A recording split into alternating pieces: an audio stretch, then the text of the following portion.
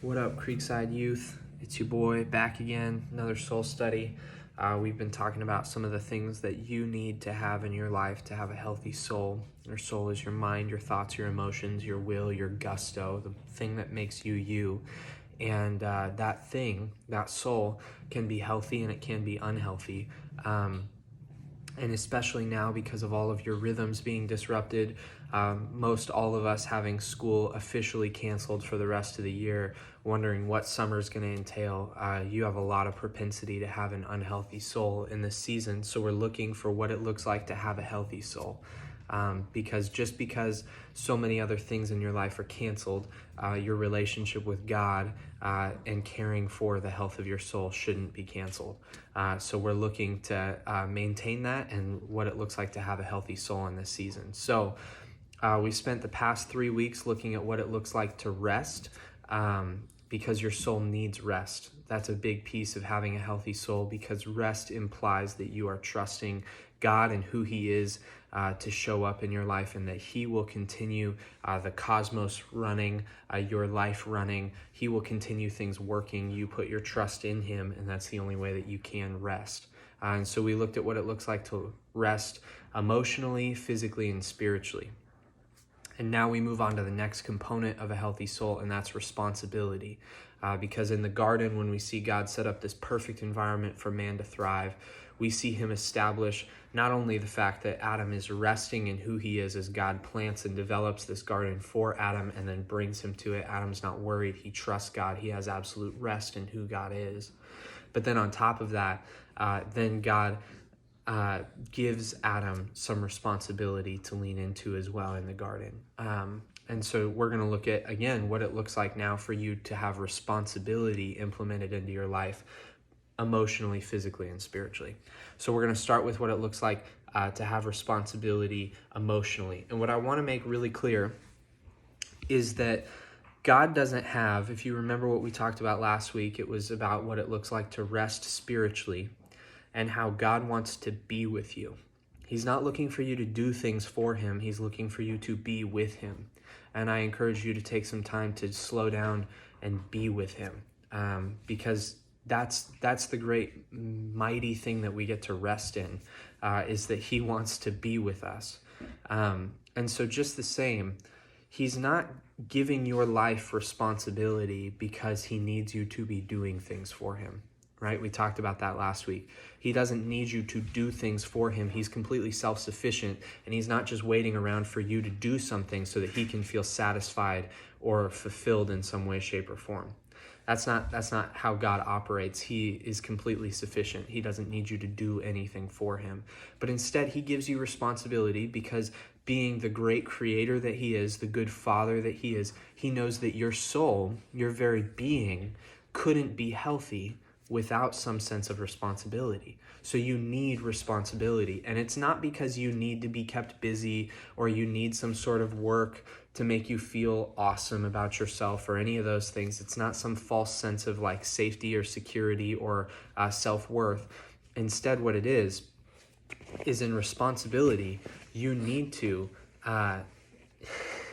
this is my dog here. You need to, with responsibility, you need to have something that you can give yourself completely and entirely to. You need to have something that you can give your best to, because that is something that our soul needs. So it's not the fact that you just need a job to do. It's that you need something that you can give your whole entire self to. And here's the thing. Most of us are waiting to be responsible until we get our dream job or our dream situation. I will be responsible. I will take responsibility in my life when these things happen.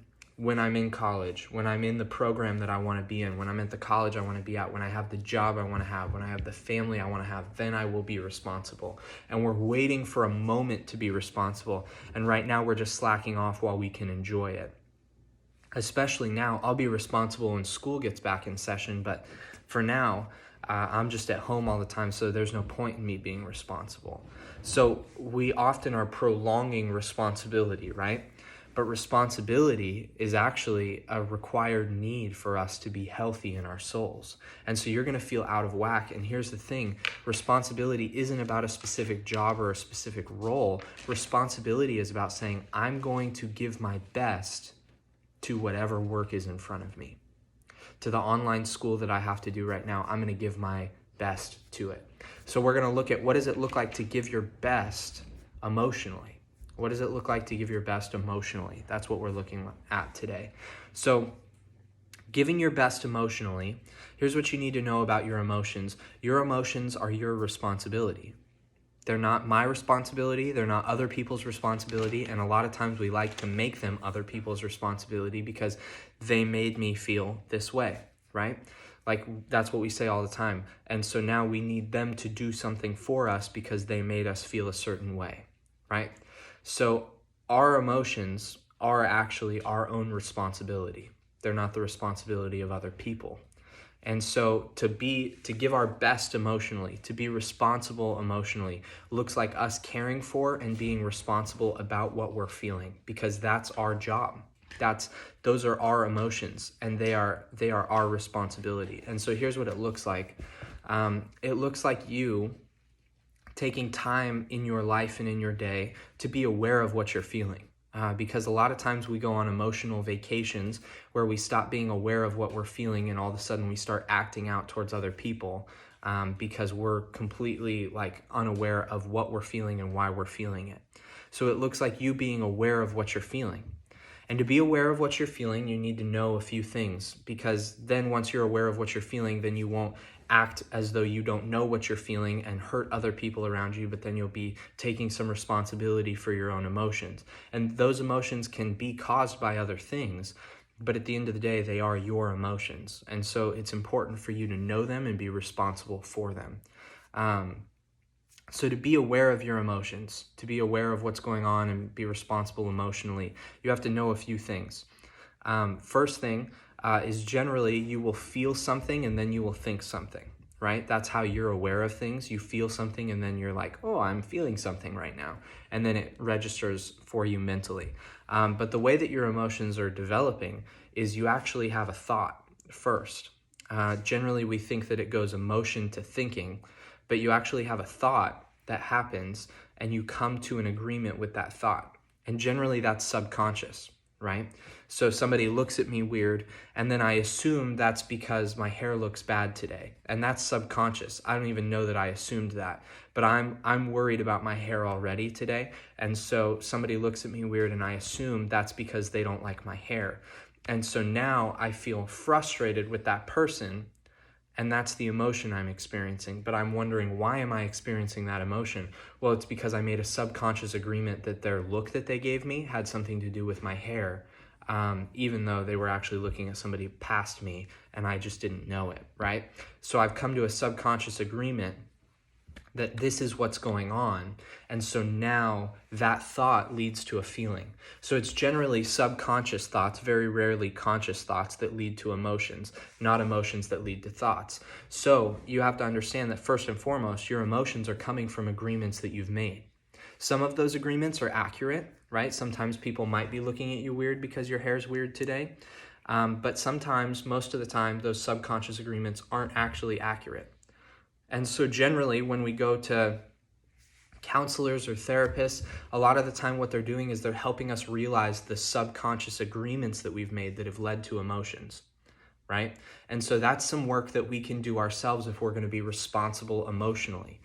Because at the end of the day, the responsibility that creates and facilitates a healthy soul is one that says, I'm going to give my best.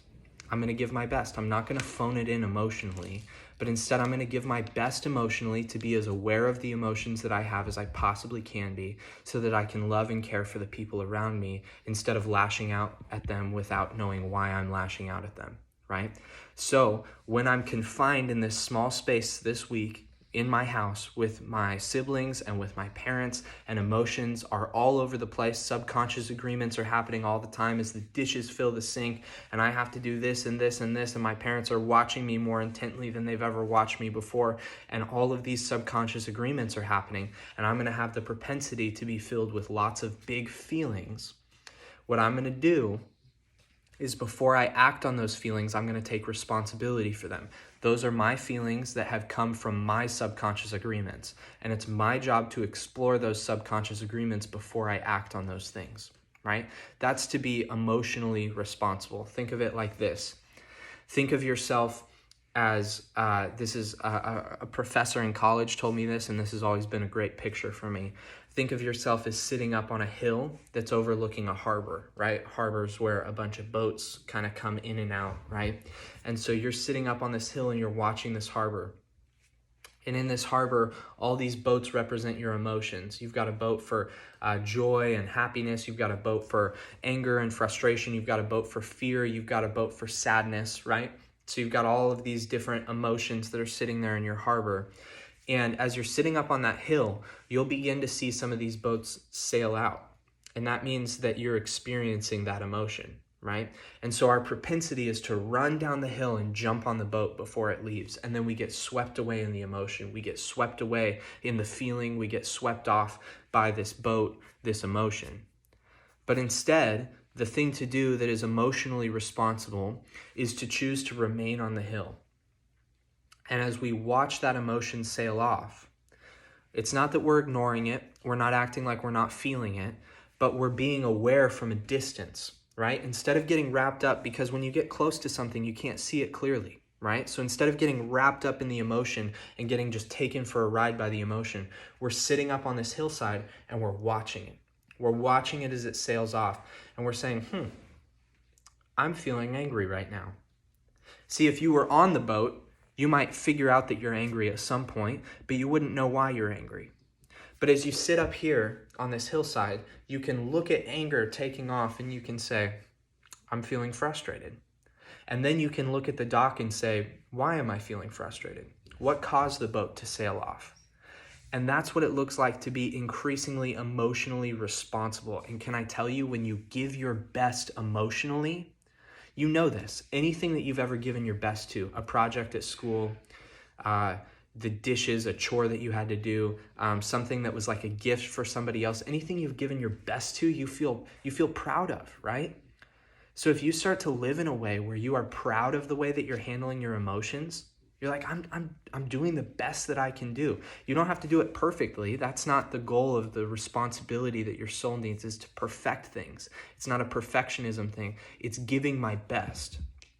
And my best can improve each day, right? I can learn things today by giving my best emotionally, and then I can try to give my best emotionally the next day. So my encouragement to you would be this week, try to be responsible for your emotions. Give your best emotionally. Give your best in being aware of your emotions, trying to find the subconscious agreements that are leading to your emotions, and instead of getting swept away in them, sitting up on that hillside. And can I tell you, if you were to go up to one of your siblings and without any rage in your voice say, I'm feeling angry right now, that would just throw them for an absolute loop. So try it out this week. I love you guys. I'm looking forward to connecting tonight. See you guys soon.